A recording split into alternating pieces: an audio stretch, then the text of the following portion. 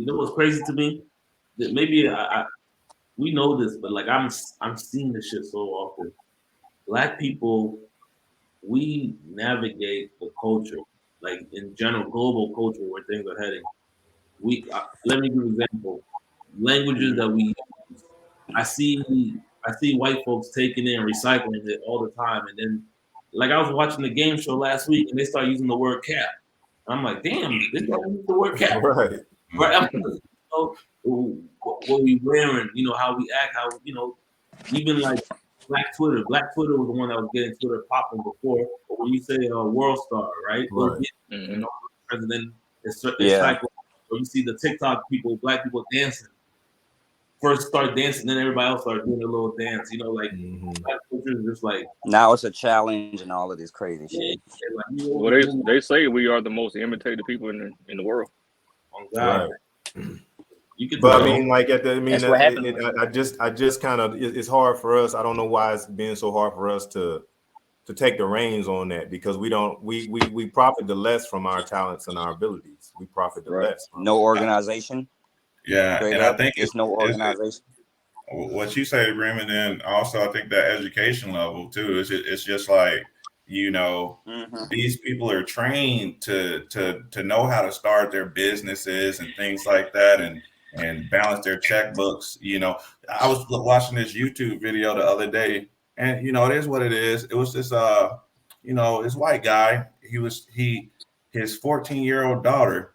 He was teaching her how to flip houses at 14. He gave her a little bit of money, and then he was, this is how that percentage goes into this. This all of that. But like, ain't nobody ever taught me that. You know what I'm saying? Right.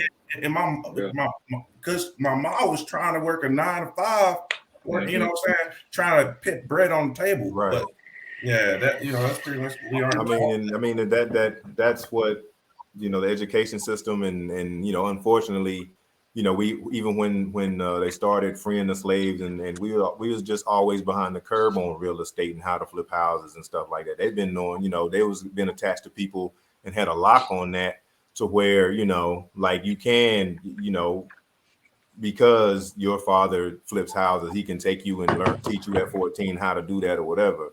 But the breakdown of the Black family and how things have gone, you can't bring your daddy work at the furniture factory or whatever. You kids ain't even allowed. Like you don't bring they just out here working. It ain't about that. It ain't. I don't really want to pass this on to you. I'm trying to get to where I can get so you can do better and you don't really have to break your back doing this type of work. You know what I'm saying? And so that's what the consequence of starting from that whole rut. I believe like our level of doing better is just, no shade against my mom, but she worked in the hospital for pretty much her whole, career.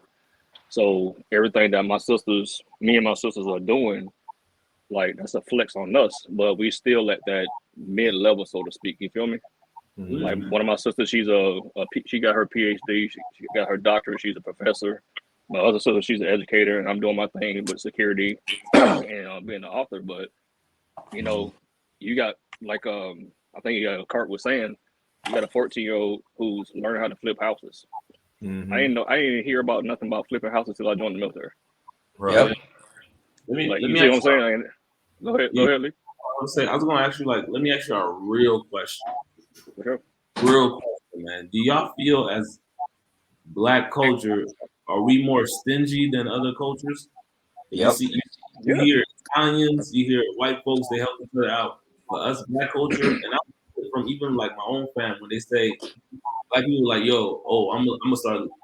I made it because I live in a white neighborhood. Mm-hmm. That's most just like I said, another consequence of coming up from nothing.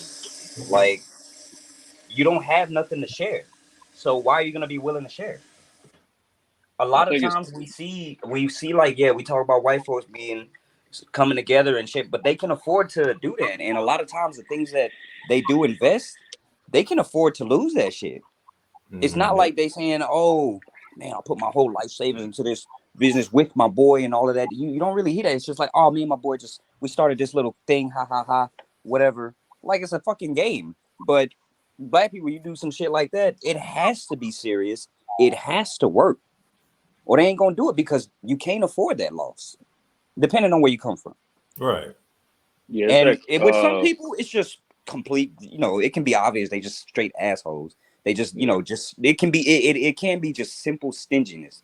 But I personally, my personal theory, it doesn't mean it's right or wrong, but it's just that it comes from not being able to afford to lose whatever you invest with whoever, black, white, whoever. But are you saying that like Lee, it's stingy in the fact of like you saying what's mine is mine, or we don't share the wealth? Stingy when it comes to that. I'm saying stingy. Like just stingy, just don't want to help. Point blank. Period. Just. I'm saying stingy as in I'd rather spend it outside the race because I feel like it's more rewarded than within my own community. I don't know if that's stinginess. I just think opportunity. It's just the education and the way that things have gone. You know what I'm saying? So opportunity, availability, and all that too. I don't know. It's different. I think because I think the emotions and feelings that black people have tied toward money for the most part is different than how white people look at money and have emotions toward about a lot of things, especially for as lower class and we all the same. We ain't even going into lower class because if you broke, white, black, whatever, you still kind of like down there. But I'm like middle class and on up to where it starts to have that separation of looking out for other people or trying to help the next person out. And I think a lot of that gets lost as far as, when we have to work for it and we see, it all comes from, okay, any name brand. We like Louis Vuitton and whatever, because that's what old rich white people from, that passed down. That's why we like Mercedes. That's why we like any of this stuff, because in our eyes, that was wealth, symbolized wealth. So we go out and we start going after the labels and the name brand because that symbolizes wealth for us, but we don't know the game of how this white lady is paying for her Mercedes with offer interest that she's invested in this real estate and whatever it is. So it still keeps us chasing the name tags and spending our money outside our own community instead of building it up and trying to build wealth within ourselves, because we've been programmed to think that's where the value is outside our community. We always try to get not everybody, but I'm saying the black community feels like we're trying to always get that acceptance. Because there was a study. Did y'all see that? I think one of y'all shared it to me. They did a black study. White folks did a black study in the 60s how to sell to black people. Right? And there was you talking about that tutorial video? Yeah. That shit. Yeah. It was facts though. They're like, yo, don't make black people mad when you sell to them. Offer them the best stuff because they want to prove that they can afford it. If you give them a cheaper option, they think you're disrespecting them. That they're not able to even though it might be, you might be economically beneficial, they want to see the highest option, right? Because they want that acceptance. Like, yo, I can be in that house. I can buy that Louis Vuitton, right? But that comes from a history of like. Okay, like it's not the same term for everything, but redlining, forced segregation. That's where it comes from, because they redlining. Even if you was a black person with money, they still wouldn't let you into a higher class neighborhood, right? And then black people had to build their own high class neighborhoods, but still, like they wouldn't let you into their high class neighborhoods, even if you was a black millionaire, a freaking millionaire. I'm like, I can pay this shit in cash, homie. I can buy 5 of these, but nope. Still, and that plays into that acceptance role, and that's where that wanting for acceptance comes from, because you're especially talking about like people who were forced to stay poor. Even when you had Black Wall Street and everything, what happened? It was literally destroyed countless times and times again in different parts of this fucking country. So what happens? You're gonna want that acceptance, because now you have generations that don't learn about what happened in Tulsa, Oklahoma. I didn't. I ain't heard. I didn't know what the hell happened. I did not hear about Black Wall Street until while I was in the military, just doing my own research and hearing. I'm not gonna lie to you. Maybe there's a little bit ignorant on my part. I ain't hear about that shit until I watched that. What's that TV series that came out? I know Watchmen. The Watchmen. Yeah, Watchmen. Yeah. I was like, oh shit. People Alabama education, man. I'm just like, bro, I didn't know about that shit until like while I was in maybe my like 3rd or 4th year in the military that I heard about that shit. Yeah, you guys go on Netflix. It's a documentary. He details. It's called "When They See Us." Yeah. I've seen it. Yeah. He gives more detail. But people don't know that. Shit, I didn't even know till recently. 3 years back. During the Reconstruction era, Black people were prosperous.